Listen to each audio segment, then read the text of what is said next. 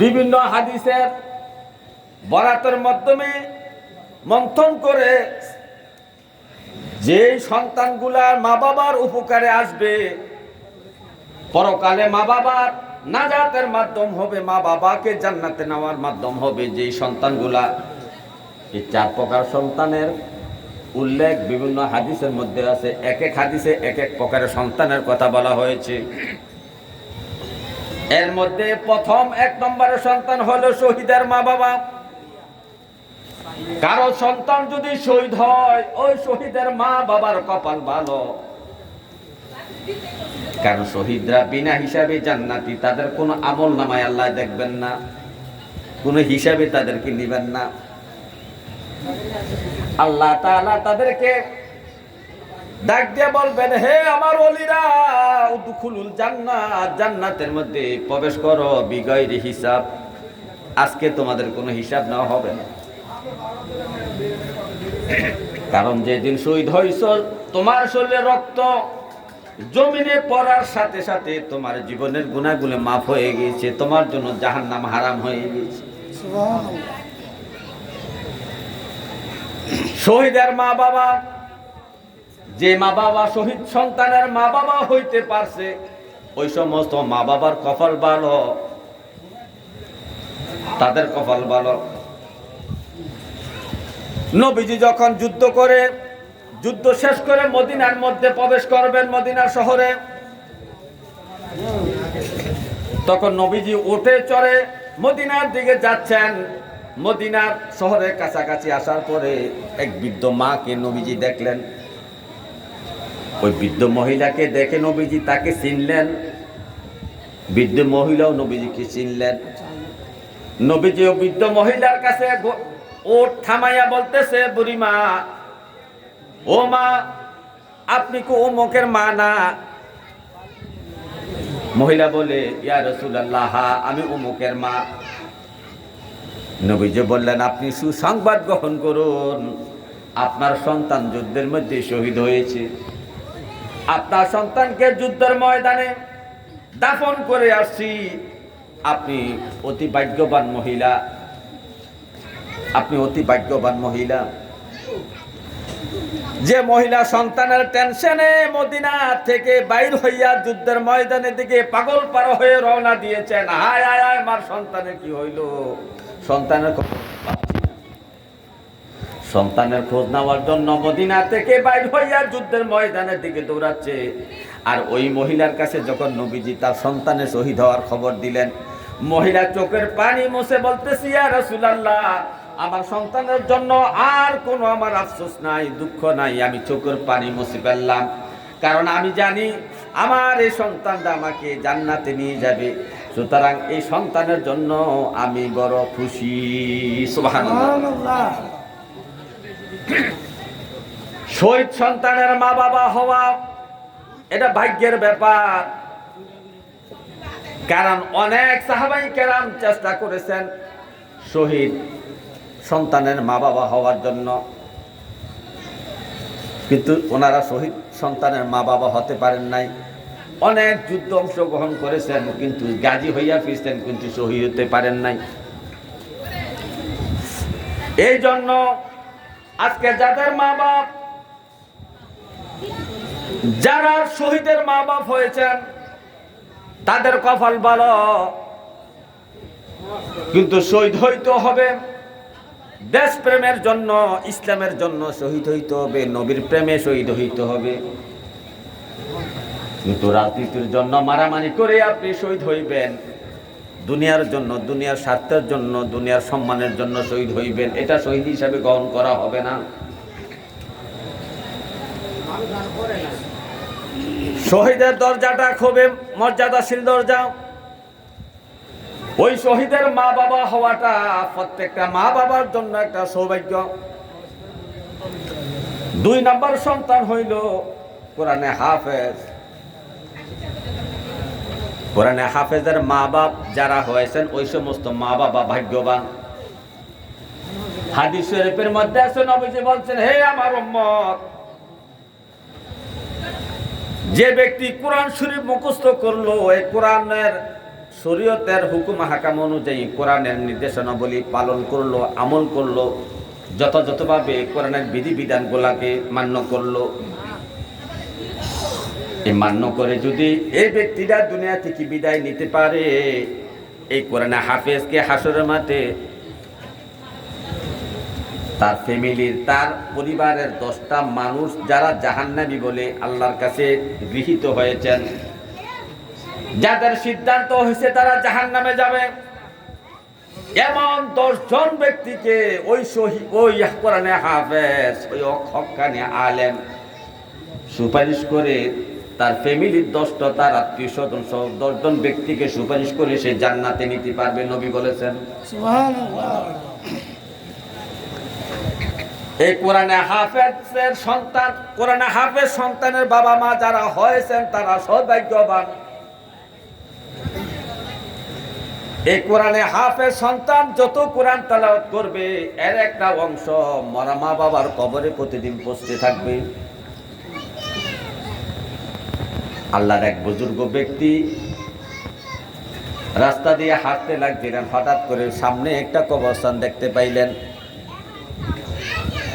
ওই বুজুর্গ ব্যক্তির প্রতিদিনে তার একটা অভ্যাস ছিল, রাস্তা দিয়ে হাঁটতে গেলে কবরস্থান দেখলেই জিয়ারত করতেন, কবরবাসীদের জন্য সূরা কেরাত করে হাদিয়া পেশ করতেন, মুনাজাত করতেন, তাদের পক্ষ থেকে মাফ চাইতেন।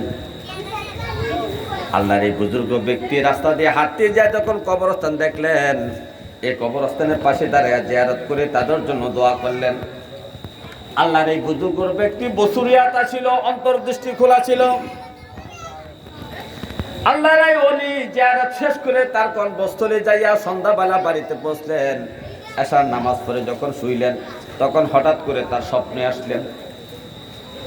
স্বপ্নের মধ্যে পড়ে গেলেন। স্বপ্নের মধ্যে পড়ে দেখতেছেন যে দিনের বেলা জিয়ারত করে কবরস্থানে যে নেকগুলা বন্টন করে, নেকগুলা তাদের কবরে দিয়েছিলেন,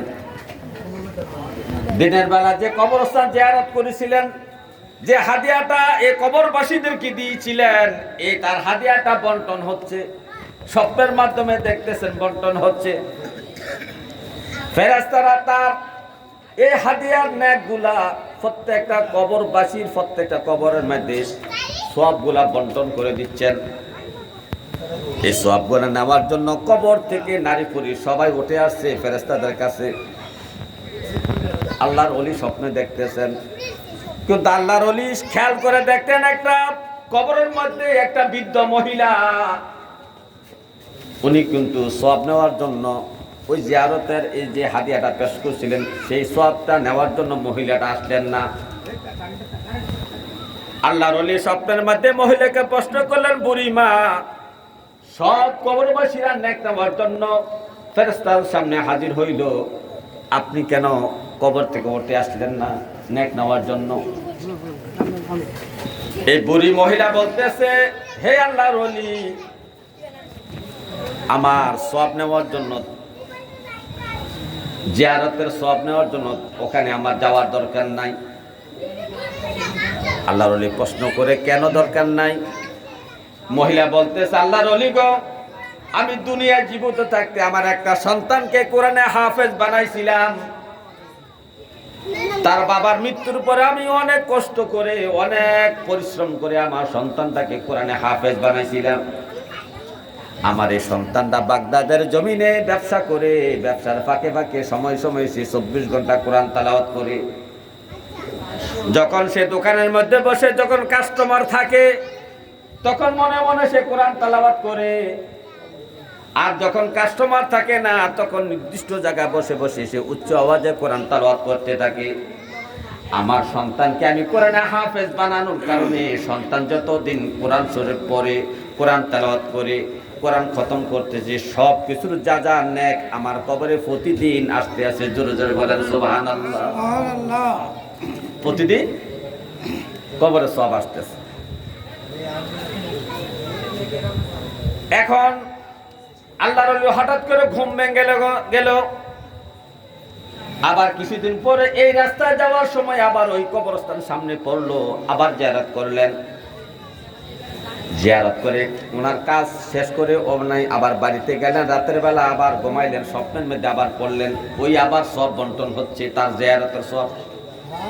হঠাৎ করে দেখতেছেন যে মহিলাটা ওই কবরস্থানে বসে থাকতো, নেক নেওয়ার জন্য আসতো না, আজকে ওই মহিলাটা নেক নেওয়ার জন্য কবর থেকে উঠে আসছে।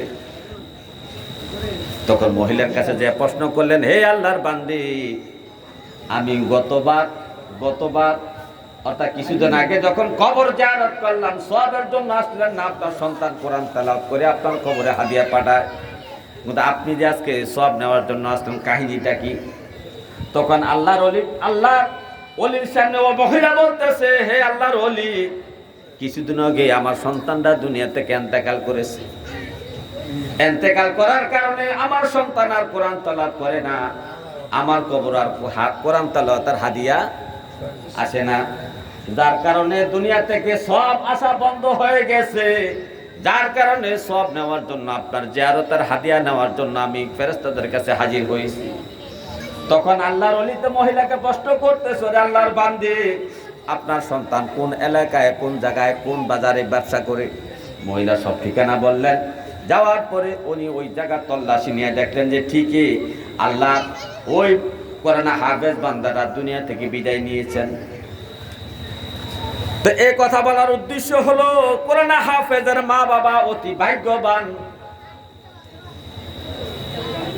কোরআনে হাফেজের মা বাবা হওয়া, কোরআনে হাফেজের দাদা হওয়া, কোরআনে হাফেজের নানা হওয়া, এটা সৌভাগ্যবান ব্যক্তির কপালে জুটে। সবার ভাগ্য যদি কোরআনে হাফেজের বাবা হওয়া যায়, তো তাহলে সবারই মনে ইচ্ছা আছে কোরআনে হাফেজের বাবা হওয়ার। কিন্তু আল্লাহ তাআলার কাছে মুনাজাত করতে হবে, রব্বে কারীম আমাকে কোরআনে হাফেজের বাবা বানান।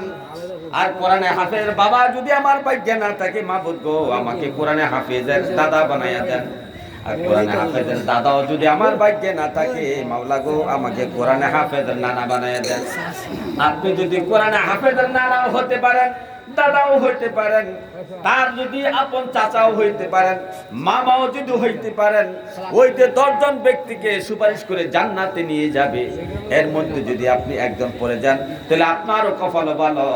এই কোরআন হাফেজের মহব্বতে তার আওলাদের কারণে আপনিও জান্নাতবাসী হয়ে যেতে পারবেন বিনা হিসাবে। জোরে জোরে বলেন সুবহানাল্লাহ। 3 নাম্বার হলো যে সমস্ত বাবা মার ছোট ছোট নাবালক সন্তান মারা যায়, যে সমস্ত মা বাবার ছোট ছোট বাচ্চারা দুনিয়া থেকে বিদায় নিয়েছে, ভোগ খালি করে কবরবাসী হয়ে গেছে, ওই সমস্ত মা বাবা অতি সৌভাগ্যবান। আর মানুষের একটা স্বভাবজাত কর্ম হলো, যে জিনিসটা তার বেশি উপকার আসবে সেটাকে সে আগে বলে যায়। যে সন্তানটা তার ক্ষতির কারণ হবে, ওই সন্তানের কথা বারবার স্মরণ হয়। যে সন্তানটা তার বেশি উপকারে আসবে দুনিয়া এবং পরকালে কবরে হাসর মিজানে, ওই সন্তানটাকে মা বাপ বলে যায়। আমাদের সমাজের অনেক মা বাবা আছেন, তাদের ছোট মাসুম বাচ্চা দুনিয়া থেকে বিদায় নিয়েছেন, অথবা মায়ের পেটে মৃত্যুবরণ করেছেন, মায়ের পেট থেকে বাইর হইয়া মৃত্যুবরণ করেছেন 4 বছর, 3 বছর, 7 বছর। এই বয়সের মাসুম নাবালক সন্তানগুলা মৃত্যুবরণ করেছে, অথচ মা বাপ ওই সন্তানকে আজকে বলে গেছে যে সন্তানটা তাকে জান্নাতে নেবে, সেই সন্তানের কথা তার স্মরণ নাই।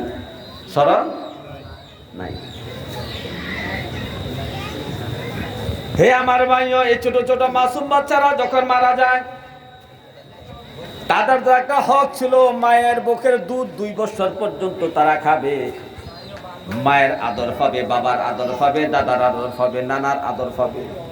কিন্তু মায়ের কোলে থাকা অবস্থায় 3 বছর, 4 বছর অথবা 1 মাস, 2 মাস থাকার পরও শিশু বাচ্চাটা মারা যায়, তো দুধ খাওয়া থেকে বঞ্চিত হইল, মায়ের আদর থেকে বঞ্চিত হইল, বাবার আদর থেকে বাচ্চাটা বঞ্চিত হইল। এই বাচ্চাটাকে আল্লাহ কবর নিয়ে জান্নাতের মধ্যে তাকে জায়গা দেন। এই জান্নাতে এই বাচ্চাটা হযরত ইব্রাহিম আলাইহিস সালামকে বাবা বলে ডাকে। বাবার আদর নেওয়ার স্বাদ সে অনুভব করে। ইব্রাহিম নবীর স্ত্রী মা সারাকে মা বলে ডাকে। মা সারা এই ছোট মাসুম বাচ্চাটাকে আদর করে নিজের সন্তানের মতো কেন আসে তাদের কাছে? মেরাজের রজনীতে নবীজি যখন গেলেন তখন একটা মাঠের মধ্যে, বিশাল একটা মাঠের মধ্যে একটা গাছ আছে, গাছের নিচে দুইজন মানুষ বসে আছে দুইটা চেয়ারের মধ্যে, আর গাছের চতুর্দিকে ছোট ছোট মাসুম বাচ্চারা খেলাধুলা করতেছে, দৌড়াদৌড়ি করতেছে, খেলাধুলা করতেছে। নবীজি কিন্তু এটা দেখতেছেন মেরাজের রাত্রে। জিব্রাইলকে প্রশ্ন করলেন, ভাই জিব্রাইল, ওই যে গাছের নিচে নূরানি চেহারা দুইটা মানুষ দেখা যায়, একটা নারী একটা পুরুষ, ছোট ছোট বাচ্চারা দেখা যায় খেলাধুলা করে, এরা কারা? জিব্রাইল বলতেছে, ইয়া রাসূলুল্লাহ, এই দুই চেহারে যে দুইটা মানুষ দেখতেছেন, একটা মানুষ হলো পুরুষ, মানুষটা হলো আপনার মুসলমানদের জাতির পিতা হযরত ইব্রাহিম আলাইহিস সালাম। আর পাশের চেহারা যে মহিলাটাকে, সুন্দরী মহিলাটাকে দেখতেছেন, বিশ্ব সুন্দরী মহিলা, ওই মহিলাটা হইল মা সারা, ইব্রাহিমের স্ত্রী, বড় স্ত্রী। এই ছোট ছোট বাচ্চারা কারা? জিব্রাইল বলতেছে, ইয়া রাসূলুল্লাহ, আপনার উম্মতের মধ্যে যে ছোট ছোট নাবালক বাচ্চারা মৃত্যুবরণ করে মায়ের পেট থেকে বাইরে হইয়া, অথবা 2 মাসে 3 মাস, 1 বছর 6 মাস, 2 বছর 3 বছর 4 বছর 5 বছর 6 বছর 7 বছর পর্যন্ত নাবালক থাকে। এই অবস্থায় যখন এই বাচ্চাগুলা মারা যায়, তারা মায়ের বাবার আদর থেকে বঞ্চিত হয়ে যায়, মা বাবার সেবা যত্ন থেকে বঞ্চিত হয়ে যায়। যখন তারা খেলাধুলা করতে থাকে, যখন একজনের সাথে একজনের ঝগড়া লাগে এবং তাদের মধ্যে কথা কাটাকাটি হয়, তখন হঠাৎ করে তাদের মায়ের কথা স্মরণ হয়। তারা যখন খেলতে যায় পড়ে যায়, যখন তারা ব্যথা পায় তখন তাদের মায়ের কথা স্মরণ হয়, বাবার কথা স্মরণ হয়। যখন মায়ের কথা স্মরণ হয়, ছোট ছোট বাচ্চারা মা হাজেরার কোলে দৌড়াইয়া ওঠে, আর বাবার কথা যখন স্মরণ হয়, ব্যথা পাওয়ার পরে তখন তারা বাবা ইব্রাহিমের কোলের মধ্যে তারা জড়াইয়া ধরে। আর যখন এই সন্তানেরা ওই জান্নাতের মধ্যে মা বাবার কথা স্মরণ হয়, জমিনের মধ্যেও কি ওই মা বাবার দিলের মধ্যে সন্তানের জন্য একটা আঘাত লাগে, হঠাৎ করে স্মরণ হয়, আহারে আজকে 20 বছর আগে আমার 3 বছরের একটা ছেলে মারা গিয়েছিল, আজ থেকে 5 বছর আগে আমার 2 বছরের একটা মেয়ে মারা গিয়েছিল। এই কথাটা হঠাৎ করে স্মরণ হয়। আর এই স্মরণ হওয়াটা তার জন্য কপাল ভালো। আর এই স্মরণটা সব সময় করা দরকার, কারণ এই সন্তানটাই তাকে জান্নাতে নেওয়ার জন্য আল্লাহর কাছে আবদার করবে। রাব্বে কারীম বলবে, ও আমার শিশু বাচ্চারা, তোমরা জান্নাতে চলে যাও। তারা তখন বায়না ধরবে, রাব্বে কারীম, আমরা একা একা জান্নাতে যাব না। আমাদের দুনিয়ায় আমাদের মা বাপ ছিল, আমাদের মা বাবাকে নিয়ে আমরা জান্নাতে যাব। তখন রাব্বে কারীম প্রশ্ন করবে, এত হাজার হাজার হাসরের মাঠে মানুষ, এর মধ্যে তোমার বাবাকে তুমি কিভাবে চিনবে? মাকে তুমি কিভাবে চিনবে? মাকে তুমি কিভাবে চিনবে? বাবাকে তুমি কিভাবে চিনবে? তখন মাসুম বাচ্চারা বলবে, রাব্বে কারীম, আমার মায়ের শরীরের মধ্যে একটা গন্ধ ছিল, ওই গন্ধটা শুনলেই আমি বুঝতে পারবো এটা আমার মা। আমার বাবার শরীরের মধ্যে একটা সুগন্ধ ছিল, সুতরাং ওই গন্ধটা আমার নাকের কাছে আসলে আমি বুঝতে পারবো এটা দুনিয়াতে আমার বাবা ছিল।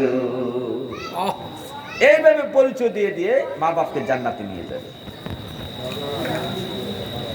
আবার অন্য এক বর্ণনা আছে, যারা ছোট ছোট বাচ্চা ইন্তেকাল করেছে, মা বাবার বুক খালি করে দুনিয়া থেকে বিদায় নিয়েছেন, এই ছোট ছোট বাচ্চাগুলার যে নাভি থাকে, লম্বা নাভি, হাসর মাঠে তাদের নাভিগুলো অনেক লম্বা হয়ে যাবে। এই নাভি দিয়া মা বাবাকে পেঁচাইয়া টানে টানে জান্নাতের দিকে নিয়ে যাবে। ফেরেশতারা বাধা দিবে, না না, তোমাকে একা জান্নাতে যাওয়ার জন্য বলা হয়েছে, তুমি কেন তোমার মা বাবাকে তুমি নিয়ে জান্নাতে যাচ্ছ? তখন এই শিশু বাচ্চারা বলবে, না না না, আমার মা বাবাকে ছাড়া আমি জান্নাতে যাব না। তখন এই শিশু বাচ্চারা আল্লাহ তাআলা এত শক্তি দান করবেন, নাভি দিয়া পেঁচাইয়া মা বাবাকে টাইনা টাইনা জান্নাতে নিয়ে যাবেন। আর ফেরেশতারা বাধা দিবেন, না, তোমার মা বাবাকে জান্নাতে নেওয়া যাবে না। এই এর মধ্যে দস্তাদস্তির মধ্যে এই শিশু বাচ্চারাই জয়ী হবে, তারা এই মা বাবাকে নিয়ে জান্নাতের মধ্যে চলে যাবে। জোরে জোরে বলেন সুবহানাল্লাহ। এই জন্য শিশু বাচ্চা মারা গেলে বিলাপ করতে নাই, দুঃখ তো হবেই, তবে দুঃখটা হবে আল্লাহর সন্তুষ্টির জন্য মনে মনে ভাবনান্বিত হবে, রাব্বে কারিম আজকে 9টা মাস আমার পেটের মধ্যে আমার সন্তানটা, আমার মেয়েটা, আমার ছেলেটা ছিল, আমি কত কষ্ট করেছি, কিন্তু আজকে জন্মগ্রহণ করলো, আজ 1 মাস হইলো, আমার সন্তানটা আমার বুক থেকে চলে গেল। রাব্বে কারিম আপনি আমাকে আমানত হিসাবে একটা সন্তান দিয়েছিলেন, আবার আপনার আমানতটা আপনি ফেরত নিয়ে গেছেন, তাতে আমি খুশি আছি, আলহামদুলিল্লাহ। রাব্বে কারিম হাসরের মাঠে আমার এই সন্তানের সাথে আমার পরিচয় করাইয়া দিও, আমার সন্তানের সাফায়াত আমাকে নসিব করে দিও। আল্লাহ আপনি যা সিদ্ধান্ত নিয়েছেন আমি আপনার সিদ্ধান্ত রাজি আছি, খুশি আছি মাওলা, আপনার প্রতি আমি কোনো বেজার না।